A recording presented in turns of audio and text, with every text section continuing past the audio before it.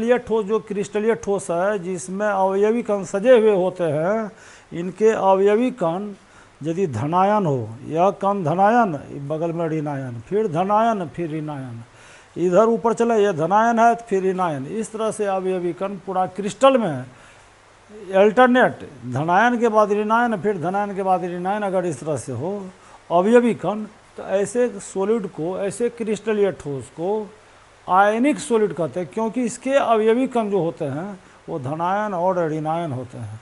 तो धनायन ऋणायन में क्या होता है, देखिए अवयवी कण धनायन ऋणायन, धनायन को कहते हैं कैटायंस, ऋणायन को कहते हैं एनायंस। अब NaCl का एग्जाम्पल दिए, इसका एग्जाम्पल है NaCl। तो NaCl हम लोग जो नमक खाते हैं उसको कॉमन साल्ट, साधारण लवण कहते हैं।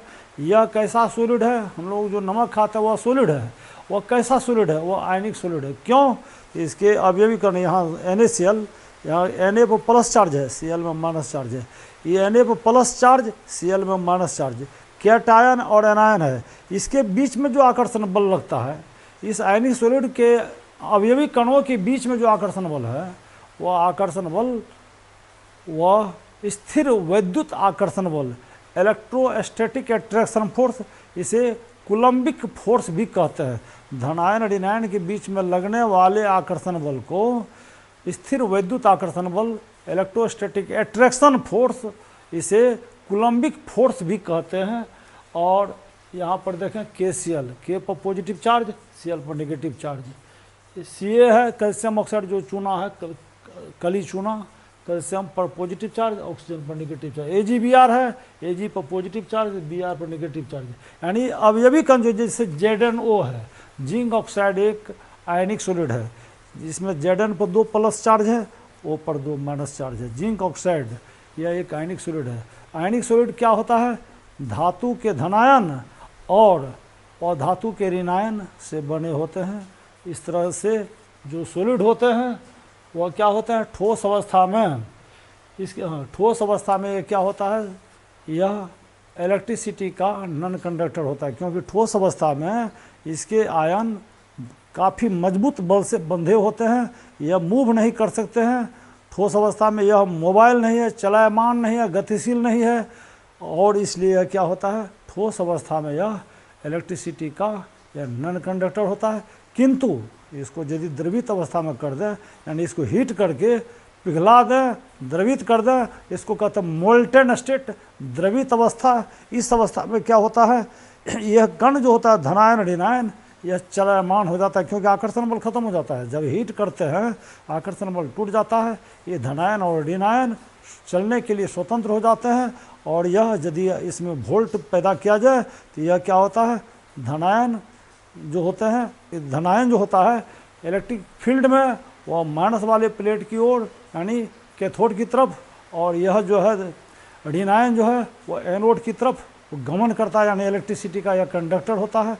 और जलीय घोल, दो बात को ध्यान दें, ठोस अवस्था में यह विद्युत का नॉन कंडक्टर होता है, किंतु द्रवित अवस्था में, द्रवित अवस्था क्या होता है, इसको हीट करके जब पिघला देते हैं इसको कहते हैं मोल्टेन स्टेट, द्रवित अवस्था या गलित अवस्था, फ्यूज्ड स्टेट, इसका नाम है मोल्टेन स्टेट, फ्यूज्ड स्टेट। तो इस अवस्था में क्या होता है, यह विद्युत का चालक हो जाता है। और इसको जलीय घोल में डाल दिया जाए, जल में डाल दिया जाए, तो उसमें क्या होता है, जल का आप जानते हैं डाइलेक्ट्रिक कांस्टेंट जो होता है वो बहुत ज़्यादा होता है, और ये आकर्षण बल समाप्त हो जाता है, ये आयन फ्री हो जाते हैं, और ये विद्युत का सुचालक हो जाता है। यानी आयनिक सॉलिड ठोस अवस्था में इलेक्ट्रिसिटी का नॉन कंडक्टर, किंतु द्रवित अवस्था में और जलीय घोल की अवस्था में ये विद्युत के चालक हो जाते हैं, जिसका कारण है इसमें फ्री आयन हो जाते हैं, धनायन आयन फ्री हो जाते हैं, वह गमन करने के लिए स्वतंत्र हो जाते हैं, इसलिए विद्युत का चालक हो जाता है, इलेक्ट्रिसिटी का कंडक्टर हो जाता है। यह कठोर होता है, आयनिक सॉलिड जो होता है वो कठोर होता है, जैसे NaCl है वो कठोर है।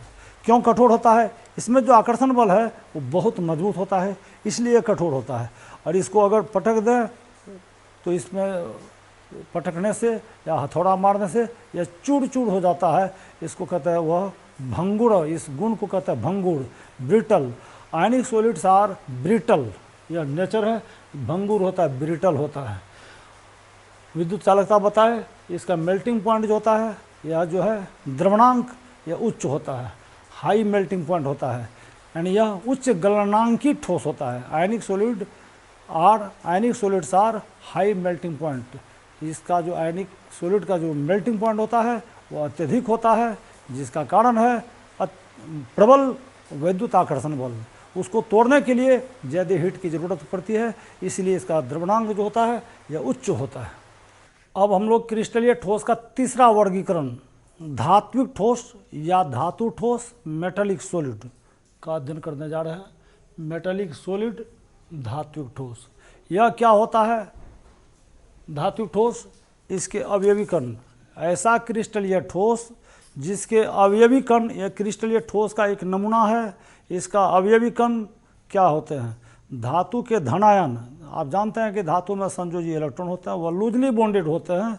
धातु के धनायन होते हैं, धनायन, और इसके जो संयोजी इलेक्ट्रॉन होते हैं वह सभी संयोजी इलेक्ट्रॉन इसके क्रिस्टल में, इसके जालक में फैले हुए होते हैं। यानी इलेक्ट्रॉनों के समुद्र में, इलेक्ट्रॉनों के सागर में, सी ऑफ इलेक्ट्रॉन्स में धातु के धनायन फिक्स्ड होते हैं। ये अपने जगह पर फिक्स्ड है, ये अपने जगह पर फिक्स्ड है। धातु है, धातु का यह एटम है और इसमें धन आवेश है।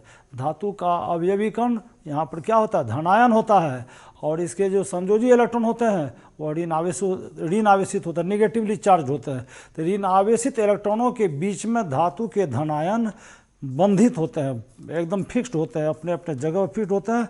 इसमें electron, free electron, valence electron गमन करने के लिए स्वतंत्र होते हैं। इस क्रिस्टल जालक में धातु के इलेक्ट्रॉन गमन करने के लिए स्वतंत्र होते हैं, जिसके कारण यह क्या होता है? ठोस अवस्था में और द्रवित अवस्था, दोनों अवस्था में यह इलेक्ट्रिसिटी का कंडक्टर होता है, क्योंकि इसमें मुक्त इलेक्ट्रॉन होते हैं। जब इसमें वोल्ट दिया जाए तो ये इलेक्ट्रॉन वह गमन करने लगता है, इसलिए इलेक्ट्रिसिटी का गुड कंडक्टर होता है। यानी धात्विक ठोस का अवयवी कण होता है धातु के धनायन, यानी मेटल कैटायन, इलेक्ट्रॉन्स। इसमें जो आकर्षण बल होता है, तो धातु के धनायन और इलेक्ट्रॉन के बीच में जो आकर्षण बल होता है उसको कहते हैं मेटालिक बॉन्ड, धात्विक बॉन्ड। ये काफ़ी मजबूत होता है और यह हार्ड होता है। ये धातु जो होता है ना, ये कठोर होते हैं। आघातवर्ध क्या होता है? मेलिएबल इसको कहते हैं अंग्रेजी में। तो आघातवर्ध जब हथौड़ा मारते हैं धातु पर, लोहा पर जब हथौड़ा मारा जाता है तो वह फैल जाता है, वह पसर जाता है। वह जो है इसको कहते हैं मेलिएबिलिटी। धातु का इस गुण को क्या कहते हैं? मेलिएबिलिटी। हथौड़ा मारने से वह फैल जाता है। इस धातु के इस गुण को क्या कहते हैं? आघातवर्ध्यता, मेलिएबिलिटी। धातु में तन्यता का गुण होता है, डक्टिलिटी का प्रॉपर्टीज होता है, यानी इससे तार खींच सकते हैं। धातु से तार बनाए जा सकते हैं। एल्युमिनियम का तार होता है, कॉपर का तार होता है। इसका क्या मतलब होता है? मेटल जितने जो होते हैं वो तन्य होते हैं। यह ऊष्मा और विद्युत के सुचालक होते हैं। इसमें जो मुक्त इलेक्ट्रॉन होते हैं वह उसी मुक्त इलेक्ट्रॉन होने के कारण यह इलेक्ट्रिसिटी का और विद्युत का यह सुचालक होता है। इसका मेल्टिंग पॉइंट जो होता है वह नॉर्मल हाई होता है। कुछ धातु का मेल्टिंग पॉइंट लो होता है। Hg अपवाद है, वह लिक्विड अवस्था में पाया जाता है, वह मेटल है Hg, लेकिन यह द्रव अवस्था में पाया जाता है, इसका मेल्टिंग पॉइंट निगेटिव में होता है।